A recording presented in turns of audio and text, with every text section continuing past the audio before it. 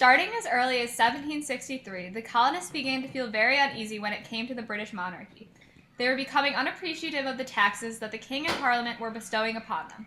Around this time, the slogan, "No taxation without representation," became popular.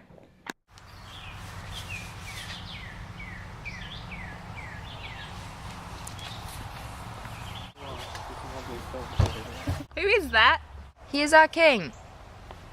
Well, I didn't know we had a king. I thought we were free Americans. Fooling yourself. We're living in a dictatorship, a self-perpetuating autocracy in which we're taxed without representation. Oh, there you go. Bringing representation into it again. Well, that's what it's all about. If only people would... Oh, stop.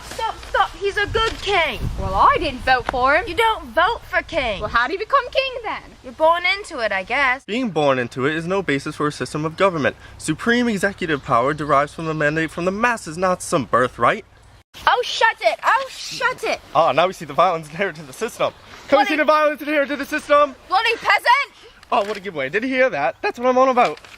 You saw him repressing me, didn't you?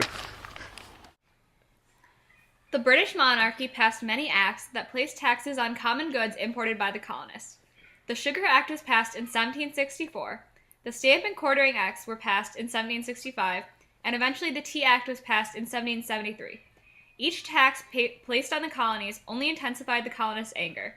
Eventually, each colony, except for Georgia, sent delegates to the First Continental Congress where they discussed the taxing.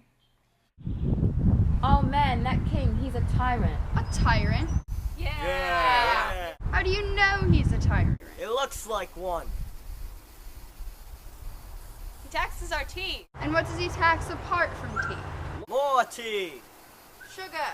Paper. He passed the Quartering and Quebec Act. He limited our trade. And what do we do with tyrants? Fight against them for independence? Good. So logically, Our king taxes the tea, then he's a tyrant. and therefore, We fight for independence! Yeah, independence! The Boston Tea Party occurred in 1773 as a response to the Tea Act. Colonists dressed up as Native Americans and dumped $750,000 worth of tea into the Boston harbor. The colonists were not identified because of their costumes. sir, I have plans.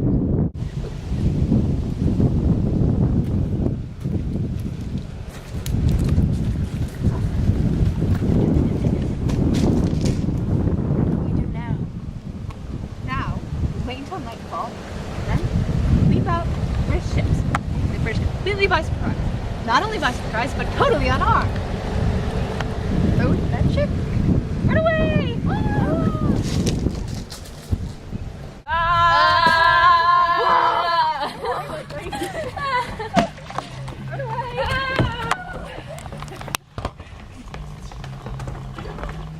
So I just do 2 lines?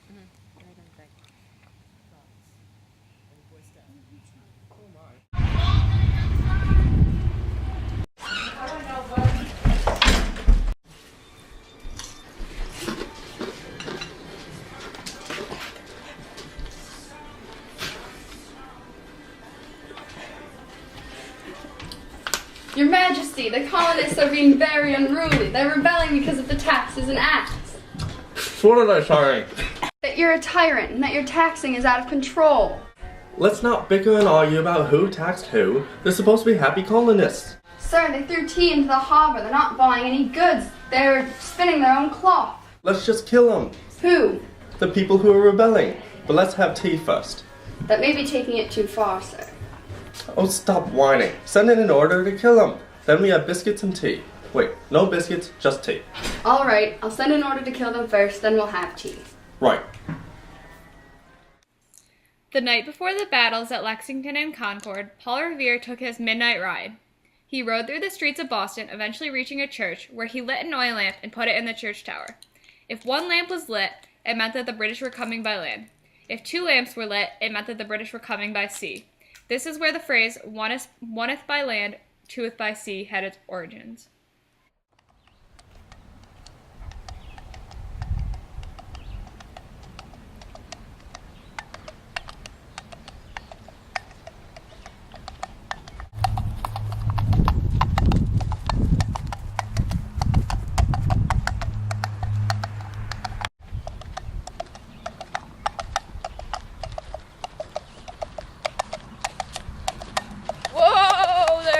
emergency!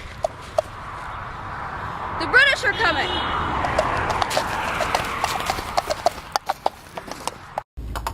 Who goes there? It is I, Paul Revere, here to spread the news that the British are coming. You're using coconuts. What? You got 2 empty halves of coconuts and you're banging them together. Oh, the British are coming, my friend. We must prepare. Where'd you get the coconuts? I found... You found them? In America, the coconut's tropical. What do you mean? Well, this is a temperate zone. The swallow may fly south with the sun, or the house martin or the plover may seek warmer climes in winter. Yet these are not strangers to our land. Are you suggesting coconuts migrate? No, not at all. They could be carried... Wait, please, friend, the British are coming. We must prepare.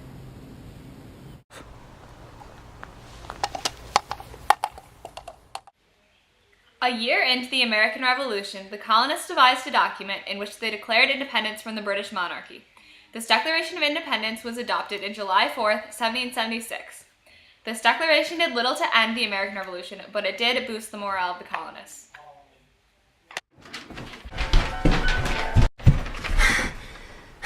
Message for you, sir. You don't frighten me, American pig dogs. Go and boil your bottoms, you silly sons of liberty. I blow my nose at your so-called Declaration of Independence, you and all your silly freedom. The American Revolution waged for approximately 8 years. It ended with the signing of the Treaty of Paris in 1783.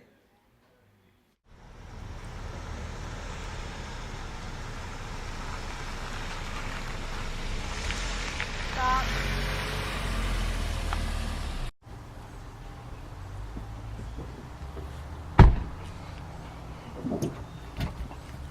So we shall go to war. Stop this! Stop this! Stop it! Stop it! Stop it. Get out of here! Get out! Go! Go! Go! Hey, oh.